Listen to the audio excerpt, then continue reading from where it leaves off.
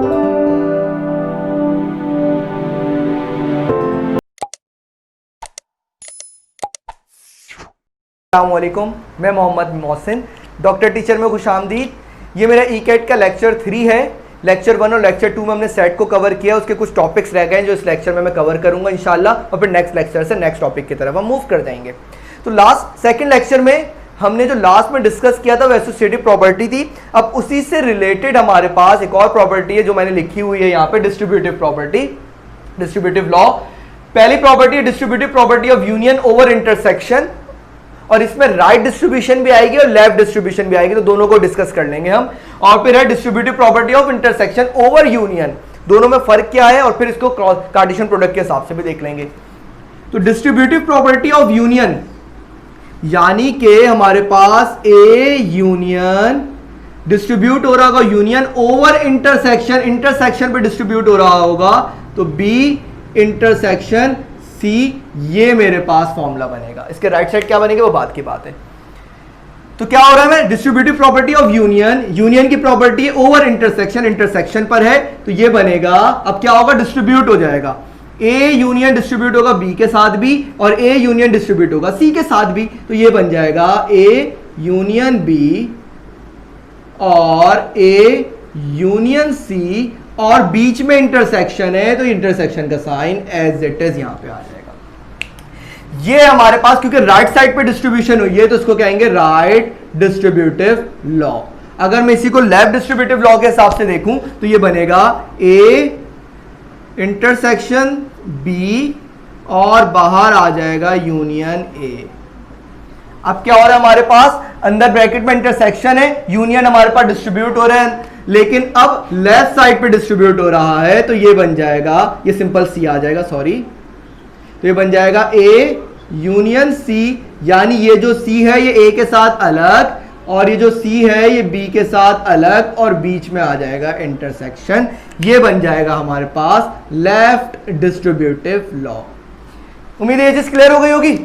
बिल्कुल उसी तरह से ये वाली प्रॉपर्टी भी बनेगी, लेकिन इसमें क्या है, distributive property of intersection over union, ये अब यूनियन पे अप्लाई होगा, तो क्या हो जाएगा, A intersection B union C, ये बन जाएगा। अब हमें पिछला वाला देख ले तो उसमें आसानी होगी, A intersection B, A B के साथ भी इंटरसेक्शन में आएगा, और ए सी के साथ भी इंटरसेक्शन में आएगा, और बीच में यूनियन आ जाएगा। ये हमारे पास क्योंकि राइट की तरफ डिस्ट्रीब्यूट हुआ है तो हम इसको कहेंगे राइट डिस्ट्रीब्यूटिव लॉ। और अगर लेफ्ट की तरफ हो रहा होगा तो कुछ इस तरह से, A union B intersection C, तो क्या बनेगा, ए इंटरसेक्शन सी और बी इंटरसेक्शन सी, और बीच में आ जाएगा यूनियन। यानी कि अब ये जो C है ये A के साथ भी आएगा, और ये C जो है ये B के साथ भी आएगा, और ये कहलाएगा लेफ्ट डिस्ट्रीब्यूटिव लॉ। उम्मीद है ये चीज क्लियर होगा, क्लियर होगी इन तमाम चीजें। ये हमने देखा है इंटरसेक्शन और यूनियन के हिसाब से। अब इसी को हम डिस्कस करते हैं कार्टेशियन प्रोडक्ट में, और फिर आगे फिर वेन डायग्राम को डिस्कस करेंगे। प्रॉपर्टीज और लिख दी है डिस्ट्रीब्यूटिव की ही, लेकिन इसमें अब क्या हो रहा है, distributive property of Cartesian over union और ओवर इंटरसेक्शन। तो इसका भी क्या बनेगा, ए कार्टेशियन प्रोडक्ट डिस्ट्रीब्यूट हो रहा होगा बी यूनियन सी के साथ, और यहां पर ए कार्टेशियन प्रोडक्ट डिस्ट्रीब्यूट हो रहा होगा बी इंटरसेक्शन सी के साथ। इंशाल्लाह अब इसमें कोई प्रॉब्लम नहीं होगी, आप लोगों को क्लियर होगा कॉन्सेप्ट कैसे ब्रेक होगा। ये ए डिस्ट्रीब्यूट हो जाएगा बी के साथ, और ये ए ही डिस्ट्रीब्यूट हो जाएगा सी के साथ, और बीच में आ जाएगा यूनियन। ये राइट है, बिल्कुल इसी तरह से लेफ्ट भी बनेगा, उसको समझाने की अब ज्यादा जरूरत नहीं है। इसको मैं लिख देता हूं यहाँ पे कि ये राइट डिस्ट्रीब्यूटिव लॉ है। लेफ्ट में बस क्या होगा, क्रॉस कार्टेशियन प्रोडक्ट बाद में आ जाएगा। इसमें क्या होगा, इधर हो जाएगा ए कार्टेशियन प्रोडक्ट बी, और इंटरसेक्शन है तो इंटरसेक्शन ए इंटरसेक्शन सी, ये हमारे पास इसका आंसर हो जाएगा। अब चलते हैं वेन डायग्राम की तरफ और उसको डिस्कस करते हैं। तो अब हमने लॉस को डिस्कस कर लिया है, अब हम लास्ट टॉपिक की तरफ जा रहे हैं, वेन डायग्राम। वेन डायग्राम में को पढ़ने से पहले मैं ऑपरेटर को डिस्कस करना चाह रहा हूं जो हमने सॉल्व किए हुए हैं। तो अगर मैं बात करूं यूनियन की, तो भाई अगर यूनियन सॉल्व करने के लिए आता है तो हमें पता है ए यूनियन बी में मर्ज करके लिख देते हैं। अब उसको हम वर्डिंग के साथ से याद रखेंगे किसमें क्या कर रहे हैं, यानी एक सेंटेंस बना लेंगे, एक जुमला बना लेंगे कि उसमें करते क्या है। तो जब भी मैं यूनियन की बात करूंगा तो यूनियन से दिमाग में क्या आना चाहिए, यूनियन में किस चीज को डिस्कस कर रहे हैं हम, दो सेट्स के एलिमेंट्स को मर्ज करके लिख देते हैं। यानी अगर ए यूनियन बी ले रहा हूं तो ए और बी को दोनों को मर्ज कर देंगे, दोनों को आंसर में शामिल कर देंगे, दोनों के एलिमेंट्स को, वो कहलाएगा उसका यूनियन। और अगर मैं बात करता हूं इंटरसेक्शन की, तो इंटरसेक्शन में क्या करते हैं हम, दोनों के सारे एलिमेंट्स नहीं लिखते हैं, दोनों के सारे एलिमेंट्स नहीं लिखेंगे, दोनों के कॉमन एलिमेंट्स को लिखा जाएगा। यानी ऐसे एलिमेंट्स जो ए में भी मौजूद हैं और बी में भी मौजूद हैं, तो इंटरसेक्शन में वो एलिमेंट्स आ जाएंगे कि जो कि ए में भी हैं और साथ साथ बी में भी हैं। और अगर मैं बात कर रहा हूं डिफरेंस की, जिसको हम माइनस से रिप्रेजेंट करते हैं, मैं सिंबल भी लिख देता हूं, ये यूनियन है, ये इंटरसेक्शन है। और अगर मैं माइनस कर रहा हूं दो सेट को, और इसको हम इस तरह से भी बैक स्लैश से भी रिप्रेजेंट करते हैं। तो अगर मैं डिफरेंस ले रहा हूं तो डिफरेंस में क्या होता है, जहन में रखनी है वर्डिंग के हिसाब से सेंटेंस बना के, तो बहुत आसान हो जाएगी हमारे पास वेन डायग्राम। डिफरेंस में हम क्या करते हैं भाई, अगर मैं a minus B find out कर रहा हूं, अगर मैं a minus B find out कर रहा हूं, तो इसमें दो चीजों को हटा दूंगा मैं। पहले तो दोनों के कॉमन एलिमेंट्स को हटा दूंगा, पहली चीज कि कॉमन एलिमेंट्स को शामिल नहीं करेंगे। दूसरी, सेकंड एलिमेंट, सेकंड सेट के एलिमेंट्स को भी हटा दूंगा। पहले कॉमन को हटाऊंगा, सेकंड सेट के एलिमेंट्स को हटाऊंगा, जो पहले सेट में बचेंगे वो उसका आंसर हो जाएगा। ये सिंपल हमारे पास डिफरेंस में करते हैं, कॉमन को हटाते हैं, सेकंड सेट को हटाते हैं, पहले सेट में जो बचता है वो उसका आंसर हो जाता है। इसके बाद आता है सिमेट्रिक डिफरेंस। सिमेट्रिक डिफरेंस जिसको हम डेल्टा ट्रायंगल से बना रिप्रेजेंट करते हैं। इसमें क्या करते हैं, इसमें थोड़ी सी चेंजिंग है। इसमें हम क्या कर रहे थे, डिफरेंस में कॉमन को हटा रहे थे और बाद वाले को भी हटा रहे थे। सिमेट्रिक डिफरेंस में सिर्फ कॉमन को हटाते हैं, पहले वाले को भी लिखते हैं और दूसरे वाले को भी लिखते हैं। फर्क क्या है, डिफरेंस जब ले रहा हूंगा तो कॉमन को हटा दूंगा, सिर्फ डिफरेंस ले रहा हूं तो कॉमन को हटा दूंगा और बाद वाले सेट के एलिमेंट्स को हटा दूंगा, जो पहले सेट में बचेंगे वो लिखूंगा। जबकि सिमेट्रिक डिफरेंस में सारे कॉमन हटा दूंगा और जो पहले में बचेंगे और दूसरे में बचेंगे वो लिखे जाएंगे। फिर इसके बाद आता है कॉम्प्लीमेंट, जो कि हमारे पास लास्ट है। फिर इसके बाद वेन डायग्राम को डिस्कस करते हैं। तो किसी का भी अगर कॉम्प्लीमेंट ले रहा हूं, फॉर एग्जांपल ए का कॉम्प्लीमेंट ले रहा हूं, तो कॉम्प्लीमेंट का वर्ड याद रखना है, करता क्या है, कॉम्प्लीमेंट करता है। अगर मैं ए के कॉम्प्लीमेंट की बात कर रहा हूं तो ये आंसर में ए के अलावा सारे एलिमेंट्स लेकर आएगा। अगर ए के कॉम्प्लीमेंट निकाल रहा हूं तो इसके आंसर में ए के अलावा सारे एलिमेंट्स आएंगे जो यूनिवर्सल सेट में ए के एलिमेंट शामिल नहीं होंगे। तो ए कॉम्प्लीमेंट में ए शामिल नहीं होगा, बाकी सारे एलिमेंट शामिल होंगे। अगर बी कॉम्प्लीमेंट की बात करें तो उसमें बी के एलिमेंट शामिल नहीं होंगे, बाकी सारे एलिमेंट शामिल होंगे जो यूनिवर्सल सेट में मौजूद हैं। उम्मीद है ये सारी चीजें क्लियर होंगी। इसके वेन डायग्राम बनाएंगे, फिर उसके कुछ कॉम्प्लिकेटेड एक दो सवाल आप देखेंगे ताकि हमारे पास क्लियर हो जाए किस तरह से वेन डायग्राम का सवाल पूछा जा सकता। तो अब हम बाकायदा आगाज करते हैं वेन डायग्राम का। कुछ रूल्स पहले सेट कर रहा हूं, बता रहा हूं, उसके मुताबिक फिर हम उसको सॉल्व करेंगे। जब भी यूनिवर्सल सेट को रिप्रेजेंट किया जाएगा वेन डायग्राम में, क्योंकि एक तरह से पिक्टोरियल रिप्रेजेंटेशन है, डायग्राम की मदद से, पिक्चर की मदद से हम रिप्रेजेंट कर रहे होते हैं सेट को, तो इसमें डायग्राम बनाएंगे। तो जब भी यूनिवर्सल सेट की बात होगी तो जहन में रेक्टेंगल आना चाहिए, और इसके जितने भी सबसेट्स होंगे, इसके जितने भी सबसेट्स होंगे, ए हो बी हो, जो उसमें कंटेन कर रहा होगा, उसके लिए हम हमेशा सर्किल बनाएंगे। तो दो रूल्स होगा, तीन रूल हैं इसके। पहला रूल क्या है, यूनिवर्सल सेट को हमेशा रेक्टेंगल से रिप्रेजेंट करेंगे, सबसेट को उसके हमेशा सर्किल से रिप्रेजेंट करेंगे जो रेक्टेंगल के अंदर आएंगे, और जो भी आंसर होगा वो हमारे पास शेडेड रीजन होगा। यानी इस डायग्राम में जो भी रीजन शेडेड है, इसका मतलब वो उसका आंसर होगा। तो अगर हम आंसर बना रहे हैं तो शेड करेंगे, या उन्होंने हमें डायग्राम बना के दी हुई तो वो शेड करके देंगे, उससे हमें समझना पड़ेगा क्या ऑपरेटर यूज कर रहे हैं वो लोग। तो तीन रूल्स है, यूनिवर्सल सेट के लिए रेक्टेंगल, सबसेट के लिए हमारे पास सर्किल, और आंसर में हम शेड कर देंगे जो आंसर आएगा। तो मुझे फाइंड आउट करना है ए यूनियन बी।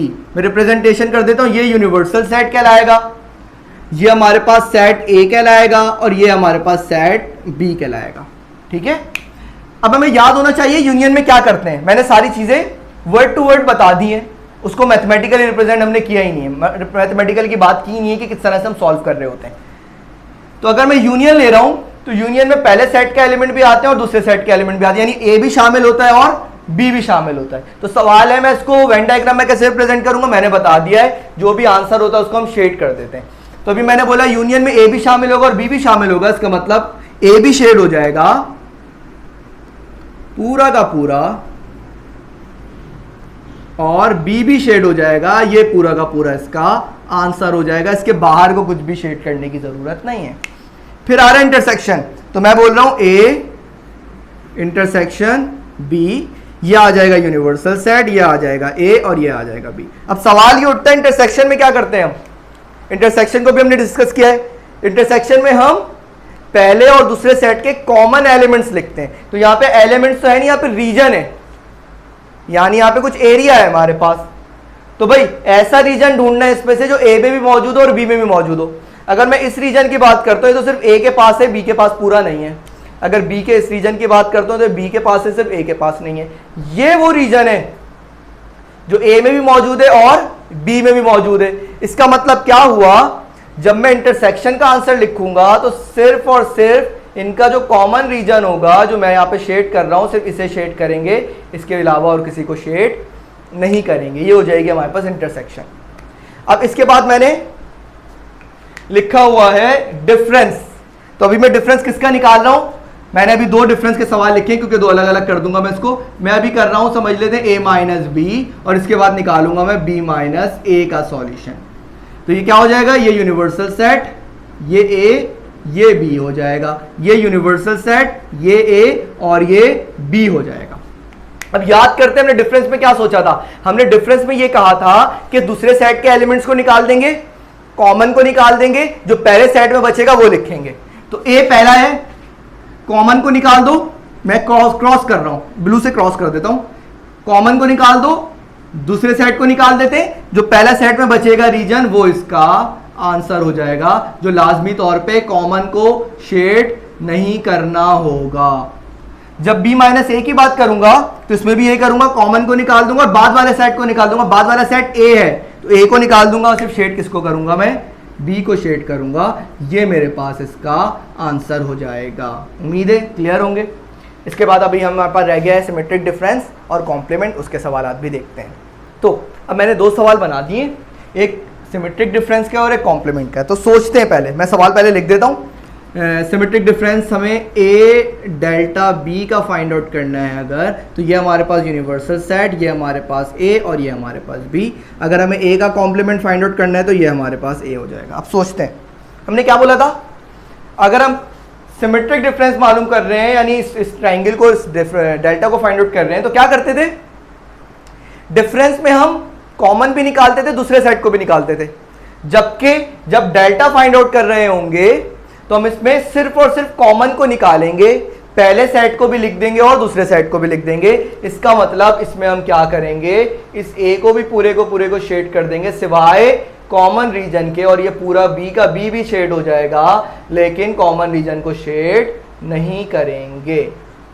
ठीक, आते हैं कॉम्प्लीमेंट की तरफ। ए का कॉम्प्लीमेंट हमने क्या बोला है, अगर कॉम्प्लीमेंट निकाल लें तो उस सेट के अलावा सारे एलिमेंट शामिल हो जाएंगे जो कि किस में मौजूद है, यूनिवर्सल सेट में मौजूद है। इसका मतलब क्या हुआ, अगर ए के कॉम्प्लीमेंट निकाल लो तो ए शामिल नहीं होगा, बाकी तमाम एलिमेंट शामिल हो जाएंगे। तो हमारे पास पूरा का पूरा यूनिवर्सल सेट शेड कर दूंगा मैं, लेकिन इस ए को शेड नहीं करूंगा क्योंकि ए का कॉम्प्लीमेंट फाइंड आउट किया है। ये हमारे पास एक तरीकेकार हो जाएगा कॉम्प्लीमेंट को वेन डायग्राम की मदद से रिप्रेजेंट करने का।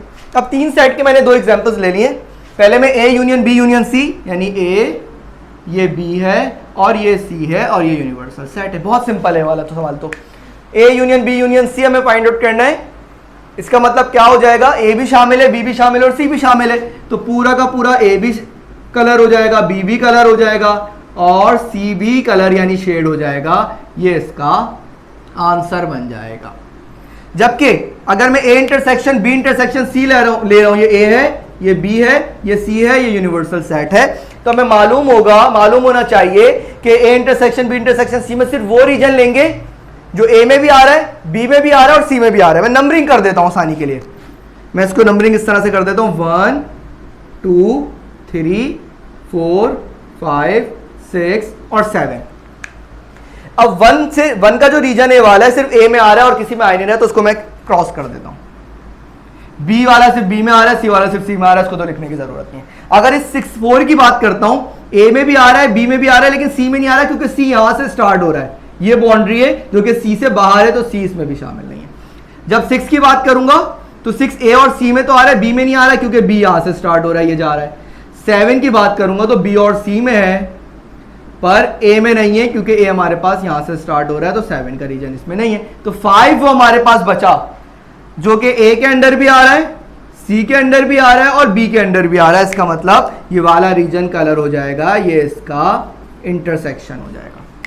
उम्मीद है वेन डायग्राम से रिलेटेड सारी चीजें क्लियर होंगी। इसके अब कॉम्प्लिकेटेड सवाल भी आते हैं अगर, तो कॉन्सेप्ट यही फॉलो करना है, इसी तरह से सारी चीजों को समझना है।